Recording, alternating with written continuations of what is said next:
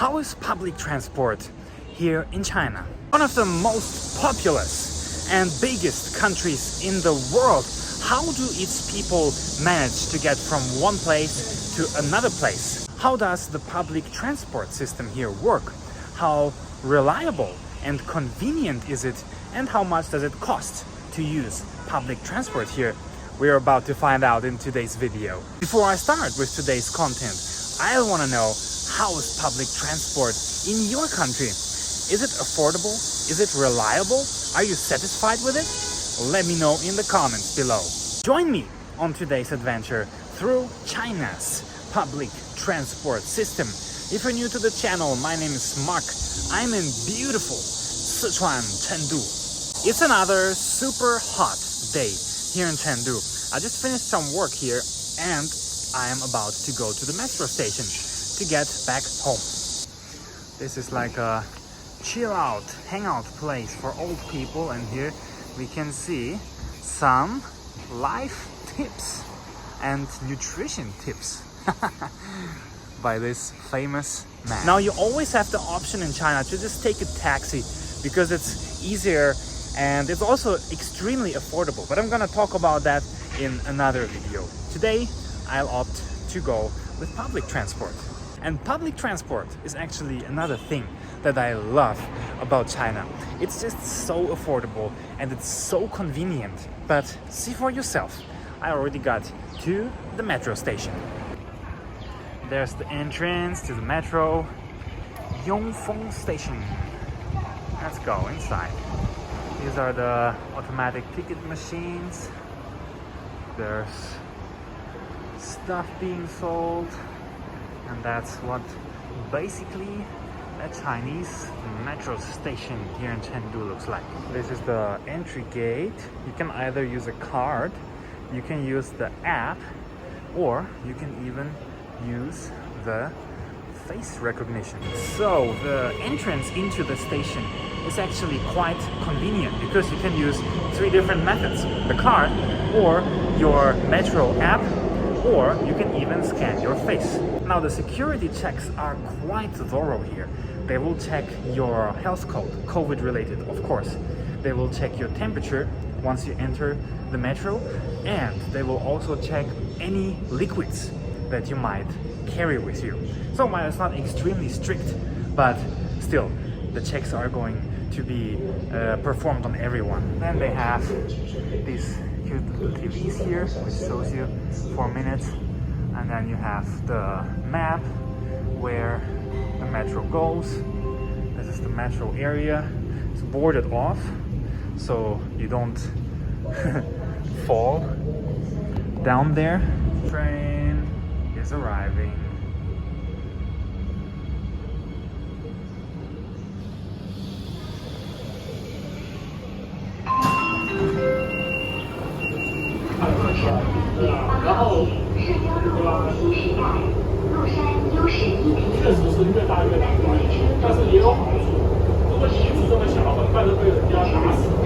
So, just arrived at my station.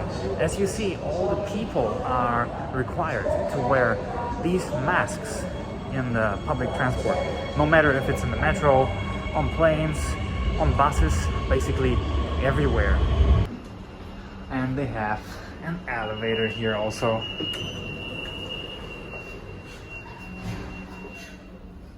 So another very interesting thing is that, as you can see, all of these Chinese metro stations are extremely clean and also extremely new. Why is that? The main point is that most of these metro stations are actually very, very new.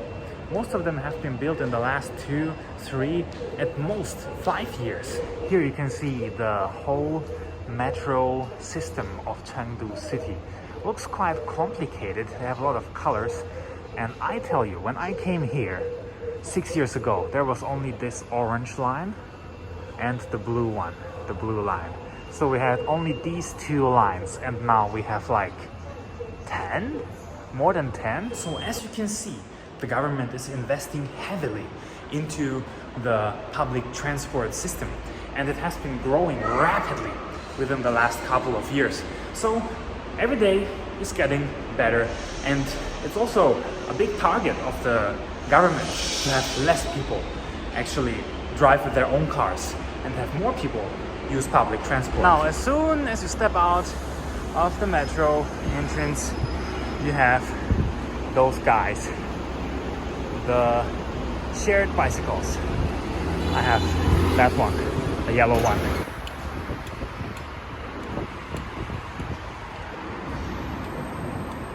This is actually another great point of public transport in China. I've been talking about it before.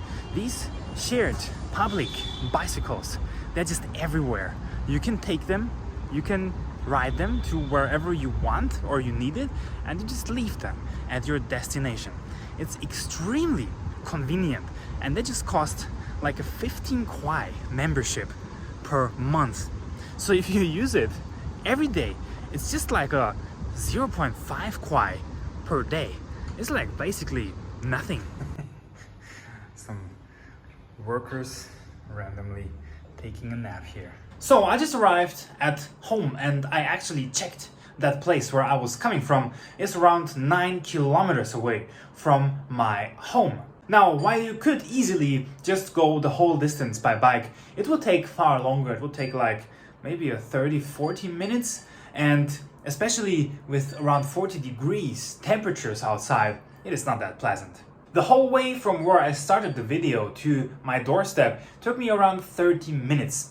If I would have opted to go by taxi, it would have been a little bit faster, around 20 or 25 minutes. But that's only if there's no traffic jams. If you go around morning or afternoon when everybody's going and coming from work, it might take up to 40 minutes. The metro ride was 3.6 RMB. If you would like to add the neglectable 0.5 RMB for the shared bicycles, which you can use the whole day, unlimited time, then you get to around 4 renminbi for the around 9 kilometers. That translates to about 60 US dollar cents. And while the taxi would have taken around 5 times that price, around 3 US dollars. I think both options are quite affordable and quite nice. Basically, it depends on my time. If I'm very much in a hurry, I will take the taxi. If I have a little bit more time, I will just take the public transport. Now, I'm going to make a separate video about taxis in China, and that's all for today's video. I want to know what is your opinion about Chinese public transport. Do you agree it's in a pretty good state and it's very convenient and very affordable? Or do you think differently?